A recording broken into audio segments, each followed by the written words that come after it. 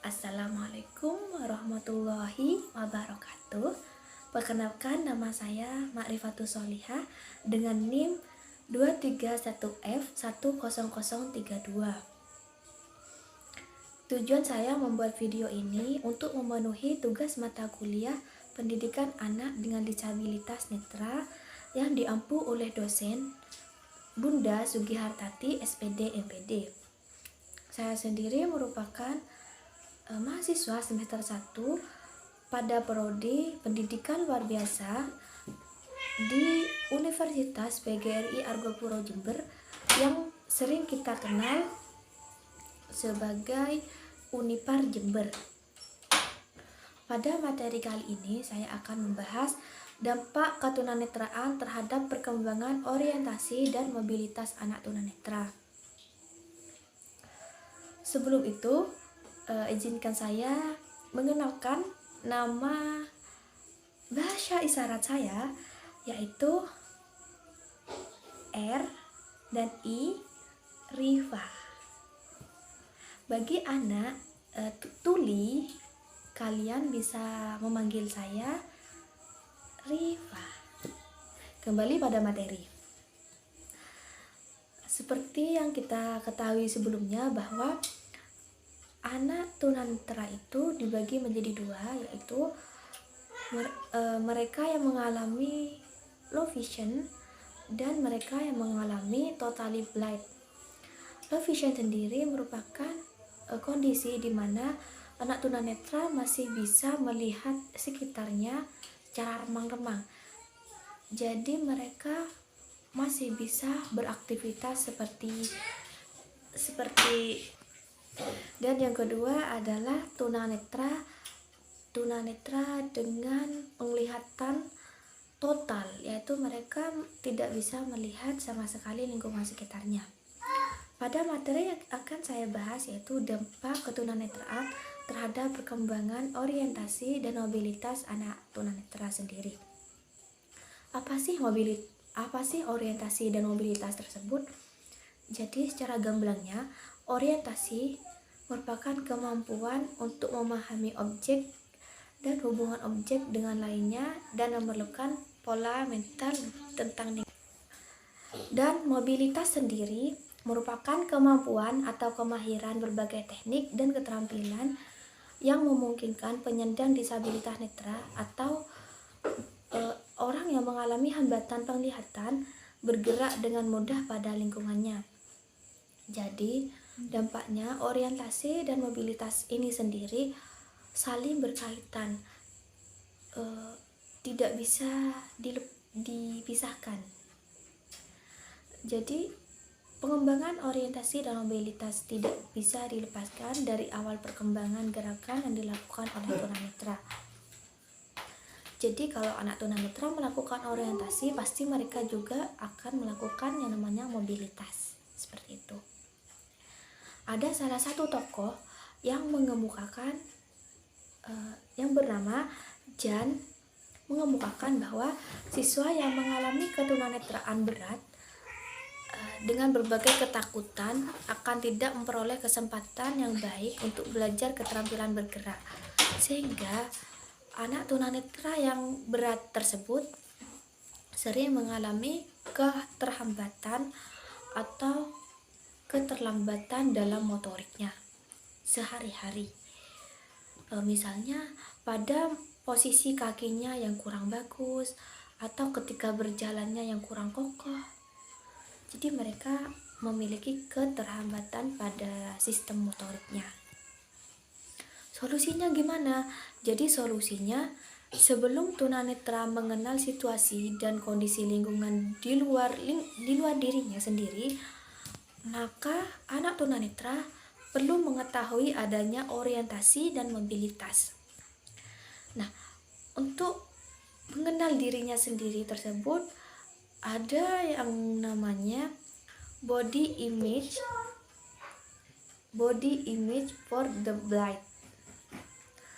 Jadi body image for the blind adalah pemahaman atau kemampuan tentang bidang-bidang tubuh, bagian-bagian tubuh, gerakan tubuh, arah dari ke samping, ke atas, ke bawah, seperti itu. Penglihatan sangat berpengaruh terhadap aktivitas kehidupan manusia dalam kehidupan sehari-harinya. Orang yang memiliki kemampuan penglihatan tentu juga dalam penyerapan informasi, dalam penyerapan pengalaman dalam sehari-harinya juga gampang. Sedangkan anak yang memiliki hambatan dalam penglihatan tersebut pasti mengalami kesulitan, apalagi untuk proses bina dirinya sendiri, mereka tentu mengalami kesulitan. Contohnya pada anak yang sedang belajar, mereka mendapat informasi dari penglihatannya mereka. Namun ketika mereka mengalami hambatan dalam penglihatan, tentu informasi tersebut tidak diserap dengan baik. Nah, oleh karena itu informasi-informasi tersebut akan sangat sulit dikuasai oleh anak-anak yang mengalami hambatan penglihatan atau hambatan tunanetra. Tidak hanya pada proses pembelajaran yang berpengaruh, namun terdapat beberapa aspek lainnya yang juga terpengaruh oleh hambatan penglihatan sendiri ya. Nah, aspek-aspek yang terkena pengaruh atau dampak hambatan penglihatan tersebut meliputi aspek kognisi atau kognitifnya, baik berupa intelijensinya, prestasinya, kompetensi sosialnya, keterampilan sosial, penguasaan bahasa, serta orientasi dan mobilitasnya anak tunanetra sendiri. Nah, apabila anak mengalami hambatan tunanetra, maka penglihatannya atau pengalamannya harus diperoleh dengan menggunakan indera-indera yang masih berfungsi. Misalnya pada indera perabaannya yang harus lebih kuat, atau pada indera penciumannya, indera pengecapnya, atau indera pendengarannya. Namun semua indera yang saya sebutkan tadi tidak bisa menggantikan indera penglihatan yang dimiliki oleh anak yang tidak mengalami keterhambatan dalam penglihatan. Jadi anak yang mengalami keterhambatan penglihatan itu tidak bisa mengeksplor dirinya dengan lingkungan, tidak bisa survive terhadap lingkungannya, namun harus memerlukan bantuan dari orang lain. Nah, gimana sih caranya biar tidak bergantung dengan bantuan orang lain? Yaitu dengan membekali dirinya sendiri dengan orientasi dan mobilitas. Salah satu keterbatasan atau salah satu hambatan anak tunanetra sendiri adalah mereka kesulitan dalam berpindah tempat antara satu dengan tempat yang lainnya, sehingga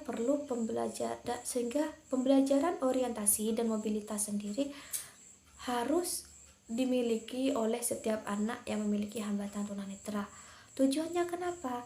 Tujuannya mereka itu diharapkan meningkatkan pengalaman dan keanekaragaman pengalamannya dalam kemampuan berpindah tempat, kemampuan survive terhadap lingkungannya, terhadap minimal lingkungan rumahnya sendiri, serta survive terhadap interaksi dengan lingkungannya baik sosial maupun interaksi individualnya.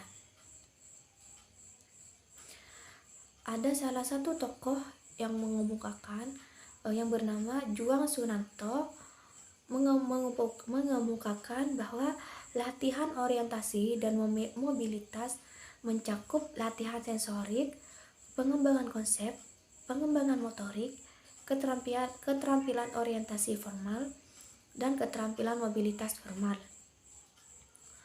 Latihan orientasi dan mobilitas untuk siswa tunanetra untuk bergerak dalam suatu lingkungan dengan efisiensi dan selamat itu meliputi lingkungan rumahnya, sekolah, maupun masyarakat.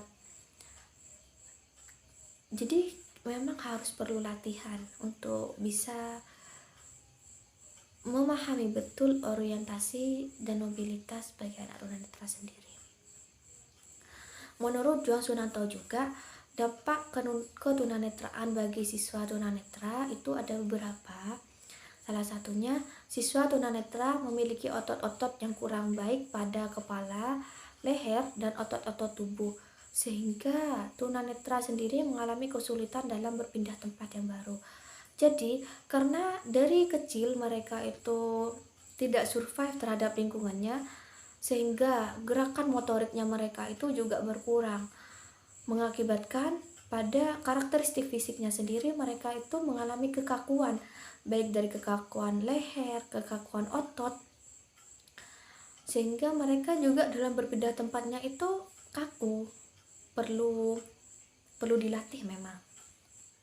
Terus yang kedua, siswa tunanetra belum memiliki kemampuan orientasi dan mobilitas yang optimal dikarenakan pembelajaran orientasi dan mobilitas di sekolah cukup pendek, memberikan interaksi dengan lingkungan di luar sekolah.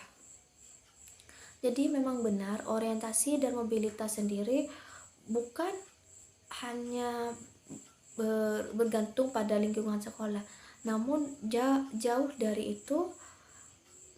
Dalam penerapan orientasi dan mobilitas sendiri perlu dukungan dari keluarga anak yang memiliki hambatan tunanetra, karena kebanyakan karena anak tunanetra sendiri lebih banyak waktunya berada di lingkungan rumah.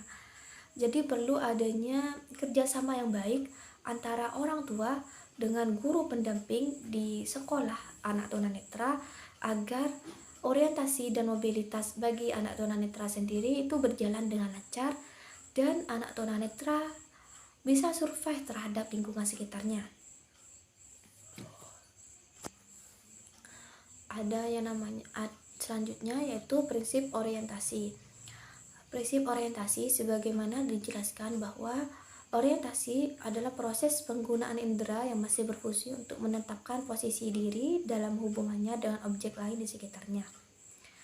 Jadi untuk menerapkan posisi dirinya dalam hubungannya dengan objek lain di lingkungan anak tunanetra, maka ada beberapa prinsip orientasi yang diformulasikan dalam pertanyaan pokok, yaitu di manakah saya sekarang berada? Di manakah objek atau tempat tujuan yang akan saya capai? Bagaimana saya dapat sampai atau mencapai tempat tujuan itu? Nah, kegiatan orientasi akan selalu bermuara dari ketiga pertanyaan tersebut.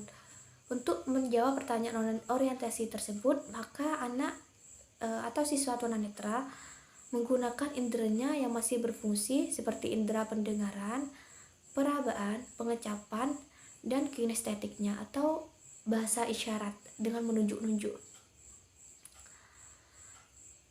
Indera siswa tunanetra yang masih berfungsi menyalurkan rangsangan informasi dari lingkungan ke otak dan otak mengolahnya menjadi informasi. Nah, tujuan orientasi sendiri adalah tujuan dari pertanyaan pokok tersebut itu mencakup posisi dirinya, posisi tujuannya, dan cara mencapai posisi tujuan. Nah, ketiga pertanyaan tersebut mencerminkan tujuan dari orientasi, yaitu mengetahui posisi dirinya, mengetahui posisi tujuan dan objek di sekitarnya, mengetahui cara bagaimana untuk mencapai tujuan dan objek tersebut. Jadi 3 pokok pertanyaan dasar itu harus dikuasai oleh anak tunanetra. Memang tidak mudah dalam penyampaiannya, perlu latihan-latihan khusus dan perlu kebiasaan. Pada mobilitas sendiri adalah kemampuan atau kesiapan dalam bergerak. Bergerak di sini diartikan bukan hanya bergerak berjalan atau lebih luasnya berlari misalnya, tapi lebih luas dari itu. Bergerak bisa dari suatu posisi ke posisi yang lainnya atau dari suatu tempat ke tempat yang lainnya. Misalnya bergerak dari satu posisi ke posisi yang lainnya, misalnya menggerakkan tangan dari posisi menggenggam ke posisi tangan terbuka, atau posisi tangan menekuk ke posisi tangan lurus. Ini juga mengandung artinya perpindahan. Misalnya seseorang berjalan dari ruang tamu ke ruang kamar, atau dari ruang tamu ke ruang makan sebagainya, itu juga disebut sebagai perpindahan. Dengan demikian, mobilitas merupakan kemampuan dari seorang untuk menggerakkan anggota tubuhnya dari satu tempat ke tempat yang lain, dari satu posisi ke posisi yang lain, sampai seseorang itu melakukan pergerakan dari satu tempat ke tempat yang lainnya secara berbeda. Jadi dari pertanyaan orientasi dan mobilitas tersebut, anak tunanetra akhirnya bisa survive terhadap lingkungannya sendiri. Bagi siswa tunanetra sendiri, bergerak dari satu tempat ke tempat yang lainnya merupakan gerakan mobilitas yang diartikan dalam bentuk gerakan tubuh untuk mengembangkan potensi mobilitas yang baik. Mobilitas juga berarti kemampuan bergerak dan berpindah dalam satu lingkungan, karena mobilitas merupakan gerak yang berpindah dan perpindahan fisik. Maka kesiapan fisik sangat menentukan dalam kelancaran mobilitas bagi anak tunanetra sendiri. Dari penjelasan saya dapat disimpulkan bahwa orientasi dan mobilitas itu berdampak dalam perkembangan anak tunanetra ke depannya. Tujuannya sangat baik untuk menciptakan anak tunanetra. Jadi dampak orientasi dan mobilitas buat anak tunanetra sendiri sangat berpengaruh agar mereka itu bisa survive dengan kehidupannya, agar mereka juga bisa menikmati indahnya dunia meski dalam keterbatasan. Semangat buat para anak yang memiliki hambatan, kalian juga bisa mengejar mimpi-mimpi kalian. Kalian juga bisa menciptakan dunia kalian sendiri. Jangan putus asa, terus optimis. Ingat, Allah tidak akan menciptakan hambanya untuk gagal. Terus semangat dan terus jalani kehidupan yang sangat kejam ini. Dari saya, Ma'rifatus Sholihah, kurang lebihnya saya mohon maaf. Terima kasih dan semoga bermanfaat untuk kita semua. Dadah.